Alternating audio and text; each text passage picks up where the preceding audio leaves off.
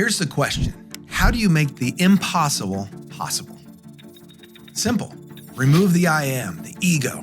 Now, how do you step into that newfound possibility? With a series of small intentional steps. Never forget, the greatest among us started from humble beginnings. But to truly unlock your potential, realize you're here for something greater. If you're yearning for more than just a good life, let's take that small step together to reach greatness. Welcome to the Greatness from Small Beginnings podcast, where we're talking to those who have gone from mediocrity to motivated, overlooked to overachieving, forgettable to unforgettable. Are you ready? Let's go.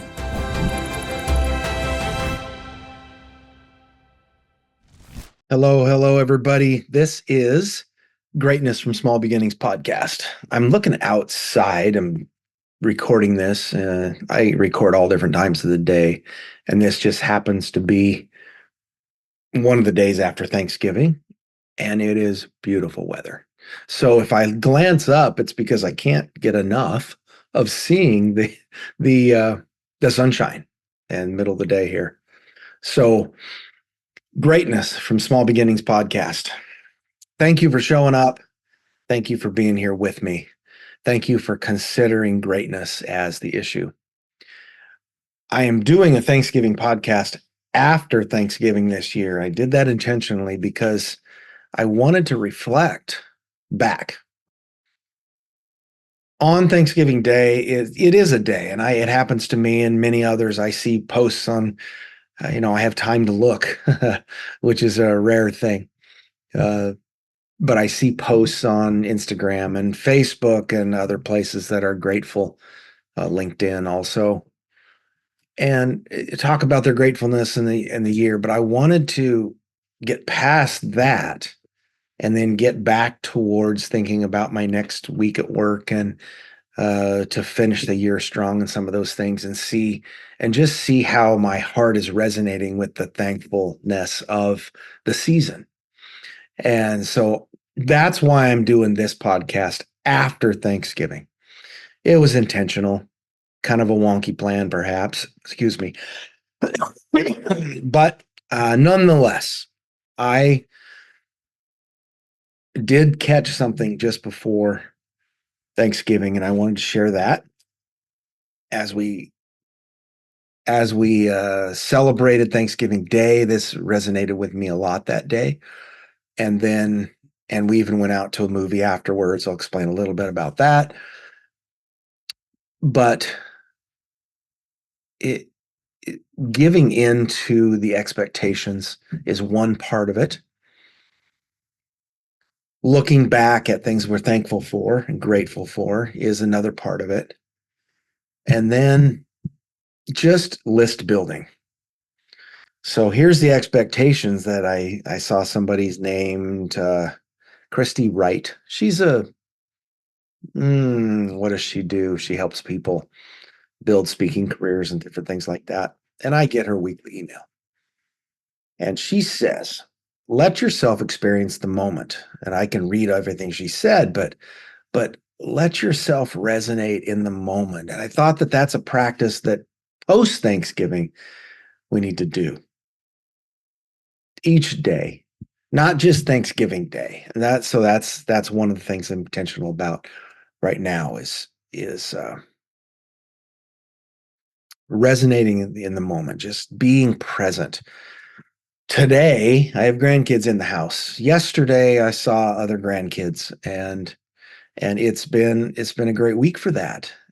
These days off between Thanksgiving morning and the following Monday, a long weekend, gives a lot of time for that.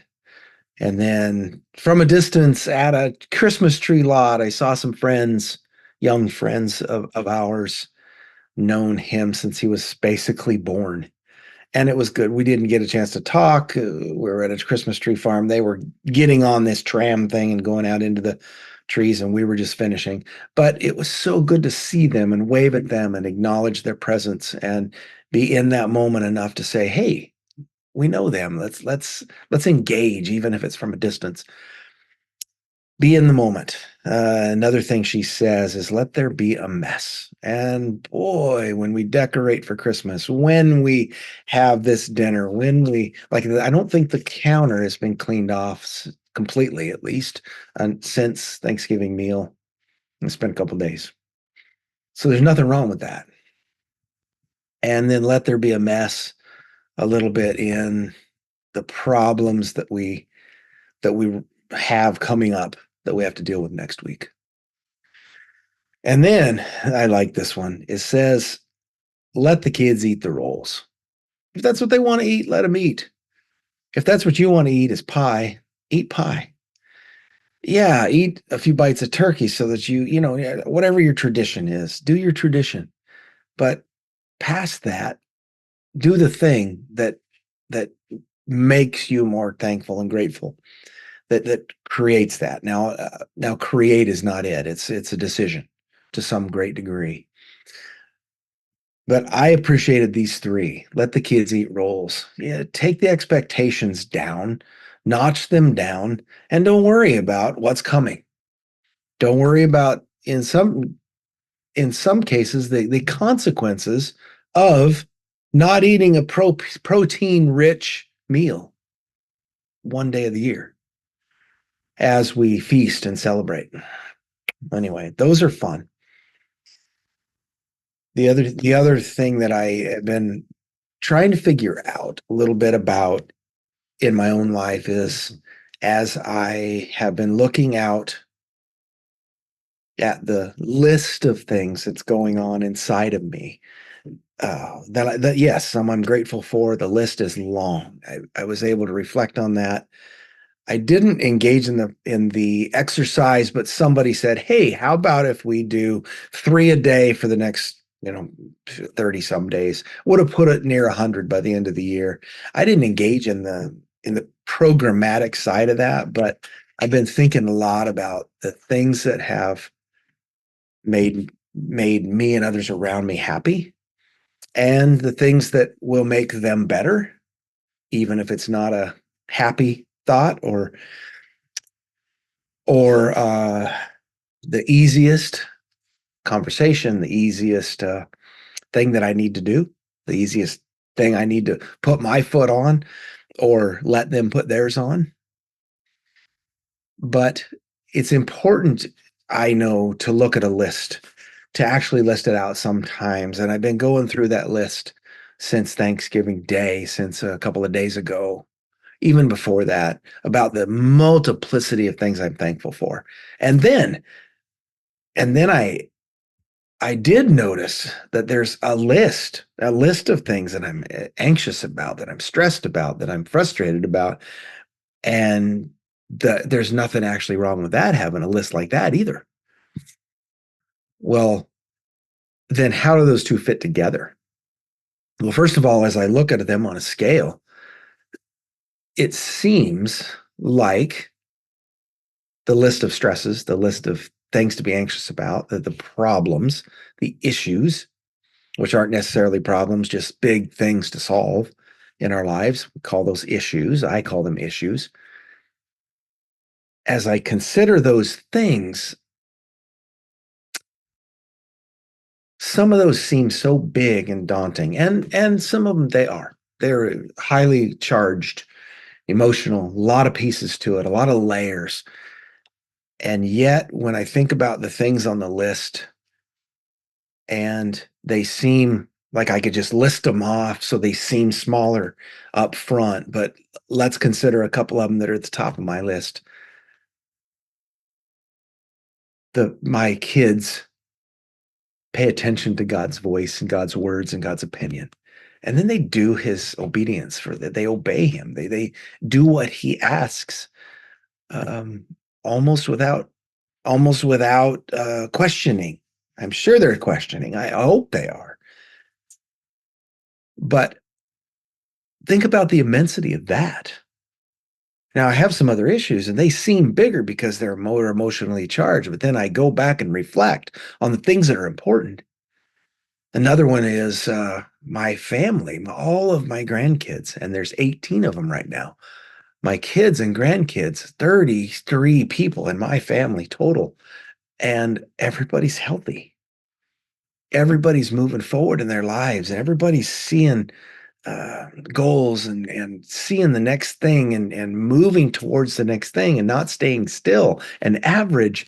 And I look at that and I say, that fits so well with who we are as a family and in our core values. And I just think, okay, weigh that with the thing that's heavy to me, that is the issue, that is maybe the problem, and there is no comparison. Those things are huge, better and thankful, grateful things. And they completely outweigh the other. And that's just two examples of the long list.